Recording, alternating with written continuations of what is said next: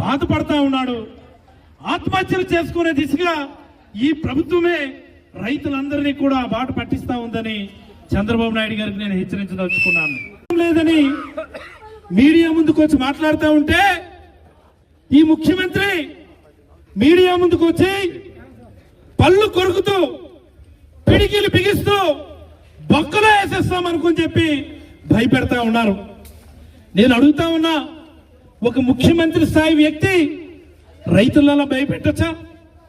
ఒక ముఖ్యమంత్రి స్థాయి వ్యక్తి బొక్కలో వేస్తామని చెప్పి అనొచ్చా?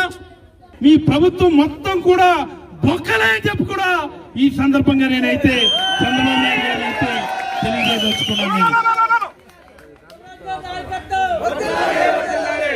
రైతులు ఎవ్వరూ గొంతు తెరవకూడదట, సాధారణ ప్రజలు ఎవ్వరూ గొంతు తెరవకూడదట. గొంతు తెరిస్తే బొక్కలేయడానికి కొత్తగా చట్టం చేస్తారట. మరి నేను అడుగుతా ఉన్నా, ఈ రోజు వైఎస్ఆర్ కాంగ్రెస్ పార్టీ కార్యకర్తలు 50 మందికి కూడా ఈ రాష్ట్రంలో సాధారణ ప్రజల గొంతు మూగబోయే పరిస్థితి వచ్చింది. ఈ రాష్ట్రంలో సాధారణ ప్రజల హక్కులు పూర్తిగా మంట కలిసిపోయేటటువంటి పరిస్థితి వచ్చింది. మరి ప్రజల తరపున ఎవరు గొంతెత్తాలో, ప్రజల తరపున ఎవరు నినందించాలో, ప్రజల తరపున ఎవరు నడుము కట్టాలా? వైఎస్ఆర్ కాంగ్రెస్ పార్టీ కార్యకర్తగా ఇది సాధ్యమని చెప్పి కూడా ఈ సందర్భంగా మీకు అందరికీ మనవి చేస్తా ఉన్నాను నేను.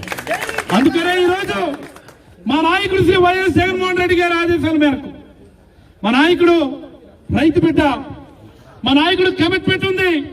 మా నాయకుడు ఒక మాట చెప్తే ఈ రోజు ప్రభుత్వం పరుగులు పెడతా ఉంది. మరి ఈ 15 నెలలు 16 నెలలు గాడిదలు కాసారా అని నేను అడుగుతా ఉన్నాను. నేను మరి ఈరోజు శాంతియుతంగా ఈ ప్రభుత్వానికి కళ్ళు తెరిచే కార్యక్రమం కోసం, ఈ ప్రభుత్వం మీద ఒత్తిడి తీసుకొని వచ్చే కార్యక్రమం కోసం రాష్ట్ర వ్యాప్తంగా వైఎస్ఆర్ కాంగ్రెస్ పార్టీ కార్యకర్తలు నిరసన ర్యాలీలు చేస్తామంటే ఎక్కడికక్కడ గృహ నిర్బంధం, ఎక్కడికక్కడ అరెస్టులు, ఎక్కడికక్కడ బారికేడ్లు, ఎక్కడికక్కడ అణిచివేతలు. ఏ ప్రభుత్వంలో ఉన్నాం మనం?